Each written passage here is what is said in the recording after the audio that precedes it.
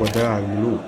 ده الوداع اللي ودعه جمهور الزمالك العظيم لنجمه وأسطورته النجم طارق حامد، ده بعد الملحمة اللي قدمها جمهور الزمالك العظيم في المدرجات وتيفوهات وحاجات وهويات وعطائف على رأي كابتن أيمن الكاشف. لكن خلينا ندي جمهور الزمالك حقه. جمهور الزمالك هو من أفضل الجماهير في قارة أفريقيا، جمهور وافي جدا بكل لعيبته. عامل اللعبة ديت هو المقاتل طارق حامد، المدرعة اللي كانت بتبقى واقفة في نص ملعب الزمالك وفي خط وسط الزمالك، واللي كانت بتفسد معظم الهجمات على المنافس والخصم في الملعب. طارق حامد واحد من أفضل اللاعبين اللي لعبت في مركز وسط الملعب اللي جت في تاريخ مصر. أنا هنا مش ببالغ، طارق حامد لعب مع الزمالك بطولات كتير، كونفدرالية ودوري وكاس، كان بيلعب برضه في دوري أبطال أفريقيا، ده كمان لعب مع منتخب مصر بطولات كتير منها بطولة أفريقيا، وأهم بطولة في العالم ألا وهي كأس العالم في روسيا 2018. شفنا طارق حامد كان عامل أداء كويس جدا في البطولة دي ساعتها. فاحنا دلوقتي ما بنتكلمش على لاعب ناشئ، بل هو لاعب عامل تاريخ وسي في يحترم جدا ويحتذى بيه. طارق حامد هو أحد أساطير نادي الزمالك. وفي الآخر ما تنساش تعمل لايك وسبسكرايب، اكتب لي في الكومنتات هل ممكن نشوف طارق حامد جوه نادي الزمالك في منصب إداري أو فني.